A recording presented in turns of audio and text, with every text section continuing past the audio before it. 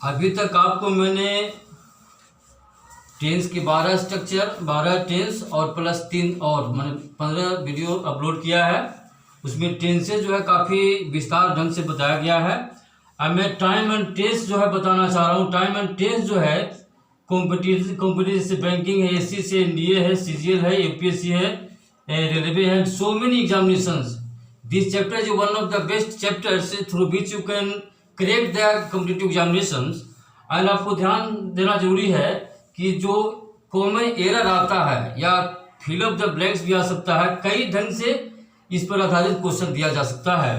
तो इसको आप गौर से देखें। आज मैं टाइम एंड टेंस से स्टार्ट कर रहा हूं। मैं उम्मीद करता हूं कि आपको अच्छी तरह से मैं समझा दूंगा, और जहां जहां भी दिक्कत हो आप कमेंट बॉक्स में जरूर देंगे। क्या प्रॉब्लम है उसको मैं पुनः समझूंगा कि कैसे क्या प्रॉब्लम आप लोग को हो रहा है।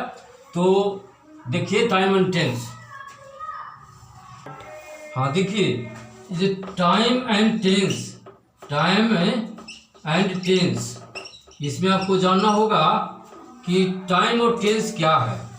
तो टेंस में मैंने बताया है कि जो वर्ब का जो फॉर्म होता है V1, V2, V3, V4, V5, tense का संबंध वर्ब के फॉर्म से होता है। लेकिन टाइम जो है उस काम को करने में कब होता है, प्रेजेंट टाइम में हुआ कि पास्ट टाइम हुआ कि फ्यूचर टाइम हुआ, ये आपको ध्यान देना पड़ेगा। इससे आप कह सकते हो कि टेंस भी 3 होते हैं, जैसा कि मैंने पहले बताया है। प्रेजेंट टेंस, दूसरा हो गया पास्ट टेंस, और तीसरा हो गया फ्यूचर टेंस। हम काफी इस पर विस्तार से चर्चा किया है, फ्यूचर टेंस। अब टाइम भी देखिए 3 हो रहा है। ये आपको प्रेजेंट टाइम, दूसरा हो गया पास्ट टाइम, और तीसरा हो गया फ्यूचर टाइम। मैं आपको बता दूं कि प्रेजेंट टेंस का भाग कोई जरूरी नहीं है कि प्रेजेंट टाइम बताएगा, और फ्यूचर टाइम बता सकता है, और पास्ट टाइम कोई जरूरी नहीं है कि पास्ट टाइम बताएगा, प्रेजेंट टाइम बता सकता है। मैं कुछ एग्जांपल आपको देना चाहूंगा। जैसे आप देखिए, जैसे कह देंगे the sun rises in the east. गौर से देखिए आप, सूर्य पूरब में उगता है। तो सूर्य पूरब में उगता है तो प्रेजेंट इंडेफिनिट टेंस का वाक्य है, लेकिन सूर्य उगता था, पूरब में उगता है और उगता रहेगा। ये बराबर तीनों टाइम है। इसमें आपको तीनों टाइम जो है इंडिकेट हो रहा है। जैसे आपको प्रेजेंट टाइम से भी हो रहा है, प्रेजेंट टाइम भी हो रहा है, पास्ट टाइम भी हो रहा है, फ्यूचर टाइम भी हो रहा है। जो उगता था, उगता है और उगता रहेगा। इस तरह और देखिए एग्जाम्पल अधिक कहा देंगे, honesty is the best policy है। तो ये कहने का मतलब इसको दूसरा टेंस में हम नहीं बना सकते हैं। Honesty is the best policy माने ईमानदारी सर्वोत्तम नीति है। ये आपको है प्रेजेंट सिंपल का वाक्य है, लेकिन ये जो है तीनों टाइम बता रहा है। मतलब कि ऑनेस्टी बेस्ट पॉलिसी थी, है और रहेगी। इसको आप कहते हैं कि honesty was the best policy, it will be wrong if you say that the sun rose in the east, it will be wrong. तो कहने का मतलब है कुछ ऐसे वाक्य होते हैं जो कि प्रेजेंट में रहता है, प्रेजेंट सिंपल में रहे या प्रेजेंट इंडेफिनिट में रहे, तो वो जो है तीनों टाइम बताता है, और उस तरह की बात खास करके यूनिवर्सल ट्रूथ का होता है। तो देखिए आगे मैं इसका काफी एग्जांपल में दे रहा हूं। हाँ जी देखिए, ये जो मैंने कंजंक्शंस लिखा है, इफ है, व्हेन है, बिफोर है, after, till, until, unless, as soon as long as, in case, provided that, whether, और ये सारे आपको कंडीशनल कंजंक्शन कहा जाता है। इन सभी शब्दों का प्रयोग कंजंक्शन के रूप में होगा, और इसके बाद प्रेजेंट इंडेफिनिट या सिंपल का प्रयोग होगा। चूंकि सारा कंडीशनल है, ये इससे बड़े वाक्य प्रेजेंट इंडेफिनिट या सिंपल में होगा। इसके बाद जो वाक्य होगा वो आपको फ्यूचर इंडेफिनिट का होगा, बिल सेल का प्रयोग होगा। तो अब देखिए वाक्य कैसे गलत लिखा जाता है, उसको कैसे आप सही कीजिएगा। देखिए इसको मैं एग्जाम्पल देकर के स्पष्ट करता हूँ। हाँ देखिए, इफ का वाक्य देखिए है, if you will work hard you will get success. ये सेंटेंस आपका रॉन्ग है। रॉन्ग क्यों है? क्योंकि ये कंडीशनल है। इफ यू वर्क हार्ड यहाँ पर विल का प्रयोग नहीं होगा। If you work hard you will get success, ऐसा भी कर सकते हो आप, you will get success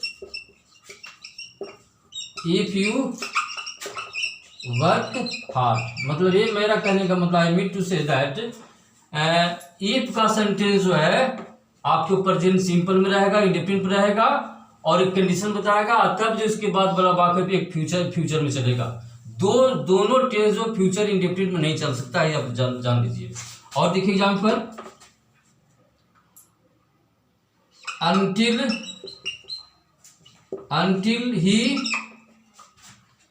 until he will come I will not go। देखिए until का मतलब क्या हुआ, जब तक नहीं, टाइम का कंडीशन जब तक नहीं। तो until he will come I will not go, ये भी बात गलत है। गलत क्यों है भाई कि until का बात कंडीशन में आपको प्रेजेंट इंडेफिनिट सिंपल में रहेगा, तो until से क्या करेंगे, will हट जाएगा, until he comes I will not go, ये बात हो गया सही। उस तरह देखिए you will not succeed unless जो है कंडीशन बताता है आपको वर्क का, unless you will labor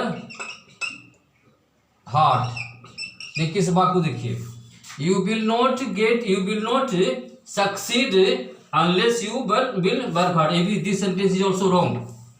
until जो है unless दोनों नेगेटिव है और इसमें नॉट का प्रयोग नहीं होगा। सबसे बड़ी बात यह है कि unless you will labor hard, this is wrong sentence, will का प्रयोग नहीं होगा। ये आपको एसएससी एग्जामिनेशन में, बैंकिंग एग्जामिनेशन में इस तरह क्वेश्चन दिया जाता है कि एरर आपको क्या है, तो इसको यहाँ पर ऑप्शन दे दिया जाता है कि A B C D E कर दिया जाता है, और ए में कुछ शब्द को क्लोज कर दिया जाता है, फिर बी में आता है, सी में आता है, और आंसर में आपको मतलब ब्लैक करना होता है, खाली जगह को भरना रहता है, जो आंसर उसको करना पड़ता है।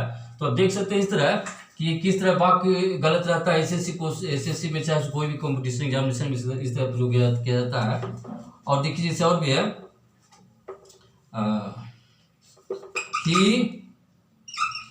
he will go before I come, वह जाएगा मेरे आने के पहले,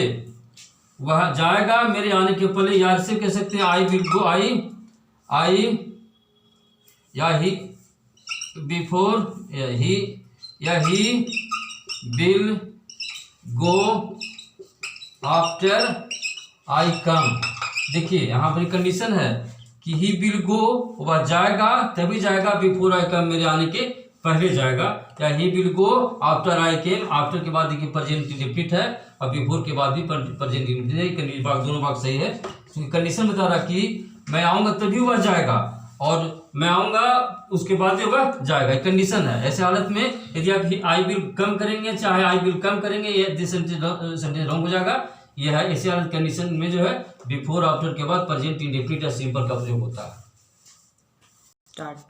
हाँ, नंबर 2 है रूल, यूनिवर्सल ट्रूथ जो वाक्य होता है is always in present indefinite और सिंपल, ये दूसरा टेंस में नहीं होता। यूनिवर्सल ट्रूथ का मतलब त्रिकाल मतलब तीनों काल में जिसका एक ही रूप होता है उसको त्रिकाल कहा जाता है।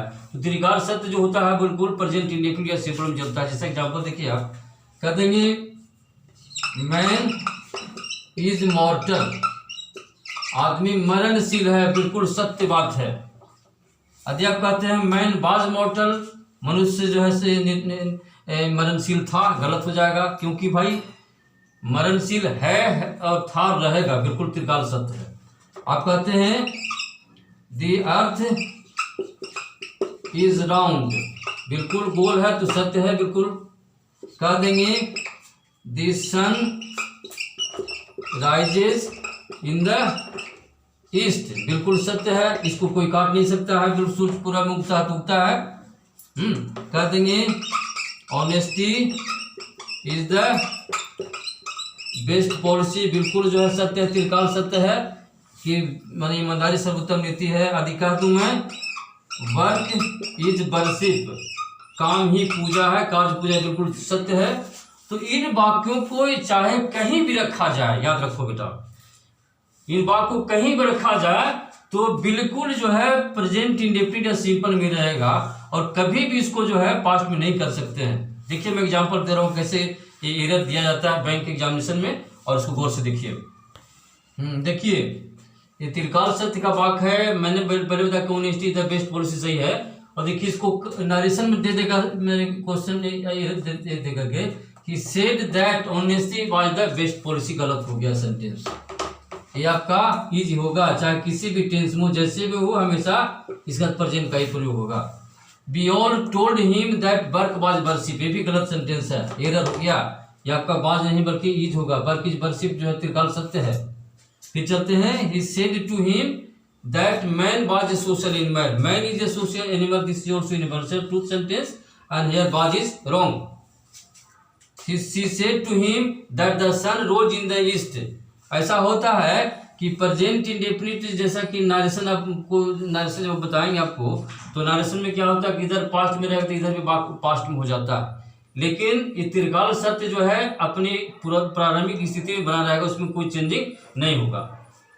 He said to him that the sun rose in the east, बात गलत हो गया।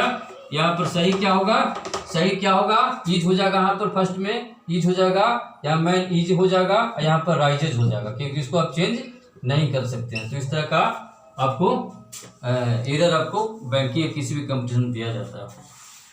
हाँ देखिए कोटेशन, कोटेशन जो होता है, जो quotation is always in present indefinite और सिंपल, इसको दूसरा टेंस में आप नहीं बना सकते हैं। All that glitters is not gold, सभी जो चमकते हैं सोने नहीं होते हैं, विलियम शेक्सपियर का कहा हुआ कोटेशन है। A thing of beauty is Joy for ever, John Keats का कहा हुआ सेंटेंस है, और ये जो है बिल्कुल इसी रूप में रहेगा, इसको चेंज नहीं कर सकते। चाहे इसको कोई बड़ा वाक्य में या कोई कन्वेंशन जोड़ करके इसको बना जाए तो भी इसका रूप यही रहेगा। आप यहाँ बात नहीं कर सकते हो, यहाँ पर बात नहीं कर सकते हैं, ग्लिटर नहीं कर सकते हैं, बिल्कुल प्रेजेंट में ही रहेगा, चाहे जैसे भी हो, चाहे कोई कनेक्शन के बाद ही क्यों न किया जाए इसको। रूल नंबर 4 में देखिए, the future fixed programme is in present indefinite और सिंपल। कहते हैं he goes to London on 5 July, बिल्कुल जो है वो पक्का जो है जाएगा, 5 जुलाई को जाएगा, फिक्स जाने की योजना फिक्स है। और द कॉलेज रीओपन्स इन जुलाई, बिल्कुल फिक्स है कि जुलाई में है कॉलेज खुलेगा, है तो प्रेजेंट का, लेकिन ये फ्यूचर का फिक्स्ड प्रोग्राम इंडिकेट कर रहा है। हाँ देखिए ये रूल नंबर 5 है कि हैबिट का एक्टिविटी जो भी होता है एंड रनिंग कमेंट्री जो भी होता है ऑल्सो इन प्रेजेंट, प्रेजेंट में इसका प्रयोग होता है। We go to school daily, आदत है, आदत का सेंटेंस है। He never goes to the cinema, नहीं जाता कभी नहीं। He often help the poor, वह हमेशा जो है मैंने पढ़ा जो है गरीब को सहायता करता है। और देखिए रनिंग कमेंट्री में देखिए, Tendulkar runs after the ball, catches it and throws it on a stump. कहने का मतलब है कि जबकि वो काम पास्ट हो गया फिर भी इसको प्रेजेंट में, रनिंग कमेंट्री जो भी होता है, चाहे आप सुनते होंगे रेडियो पर, जो भी है तो प्रेजेंट में दिया जाता है। इस तरह मैं उम्मीद रखूँ कि आप अच्छी तरह समझे होंगे, और टाइम एंड टेंस से और भी चलेगा। अभी ये प्रेजेंट इंडेफिनिट क्लियर हुआ है, इंडेफिनिट कंटिन्यूअस है, पास्ट है, सारे चीज़ अलग वीडियो बनाएंगे। और फिर जो है इस पर हम करीब 200 या 100 से अधिक जो है एरर लिखेंगे और आप उसको बनाएंगे जैसा को हम समझा के देंगे। Thank you very much, all the best.